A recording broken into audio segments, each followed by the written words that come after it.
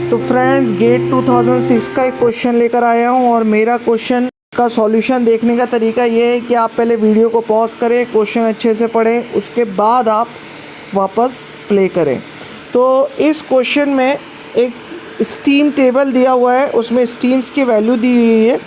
तो इसमें पूछा गया है कि specific enthalpy of water in kilo joule per KG at 150 bar and 45 degree centigrade. बहुत ही इजी क्वेश्चन है।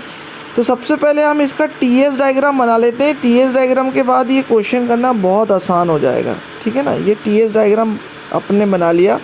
इसमें सैचुरेटेड वेपर की कोई वैल्यू किसी काम की नहीं है क्योंकि स्पेसिफिक एंथैल्पी ऑफ वाटर पूछा है सीधे सीधे, ठीक है ना।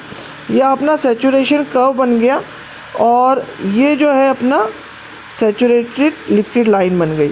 अब यहाँ पर ये जो लाइन है ये है 45 डिग्री सेंटीग्रेड। 45 डिग्री सेंटीग्रेड क्यों है ये 45 डिग्री सेंटीग्रेड? क्योंकि आपको 45 डिग्री सेंटीग्रेड जो है आपको क्वेश्चन में दिया गया है इसकी वैल्यू। तो फ्रेंड्स ये वाली जो लाइन दी गई है ये कितने टेम्परेचर है? 45 डिग्री सेंटीग्रेड टेम्परेचर पर है।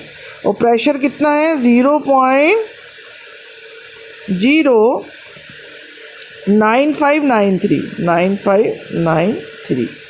तो इतने जो है प्रेशर पर ये जो है और टेम्परेचर पर ये लाइन दी गई है, ठीक है ना। फिर सेकंड जो कंडीशन दी गई है वो कितने टेम्परेचर पर दी गई है? वो है 324.24 पर 0.24, ठीक है ना। ये 324.24 और प्रेशर कितना है? 150 बार। देखिए अब पूछा क्या है स्पेसिफिक एंथैल्पी ऑफ वाटर, मतलब ये वाला 1 पॉइंट है, ये वाला 2 पॉइंट है।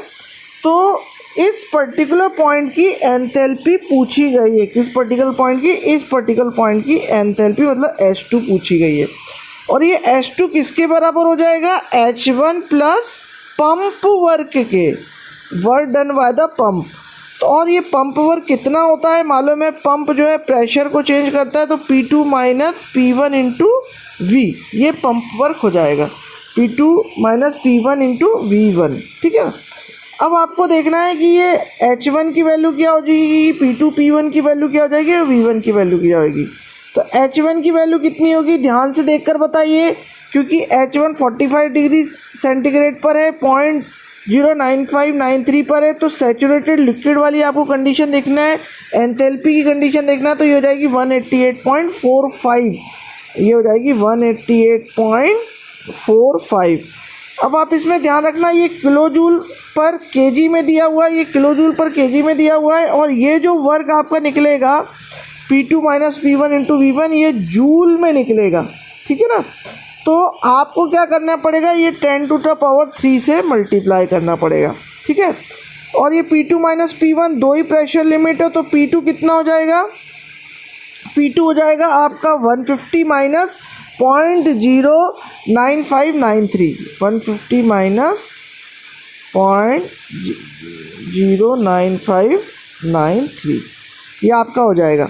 और इंटू V1 है ना ये, और इंटू V1, और ये V1 कितना जाएगा? स्पेसिफिक वॉल्यूम की वैल्यू जो आपकी है ये कितनी है? सैचुरेटेड लिक्विड के लिए, वेपर को कोई काम नहीं है, 0.001010।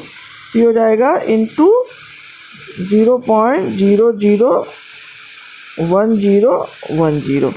अब आप जब इन सबको कैलकुलेट करते हो, ये वैल्यूज़ रखकर सारी वैल्यूज़ को जब आप कैलकुलेट करते हो, ये देखिए ये वाली ये अलग टर्म है और ये अलग टर्म है, ये पूरे को जब आप कैलकुलेट करते हो तो आपकी जो H2 की वैल्यू आती है वो कितनी आती है? आंसर आपका कितना आता है?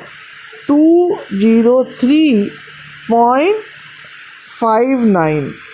अब देखिए फ्रेंड्स इसमें एक चीज़ अपन भूल गए, ये वैल्यूज़ अभी आपकी नहीं आएगी क्योंकि ये जो वैल्यूज़ दिए ये बार्स में दिए और इसको अपन लोग को पास्कल में चेंज करना है। तो पास्कल में चेंज कर लिए इंटू 10⁵ भी करना पड़ेगा।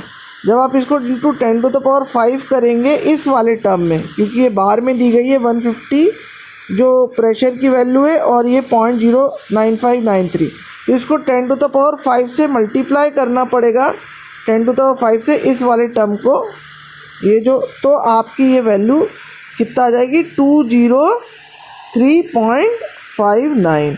तो ये आपका आंसर आ जाएगा, ये ए आंसर है। Thank you so much for watching this video.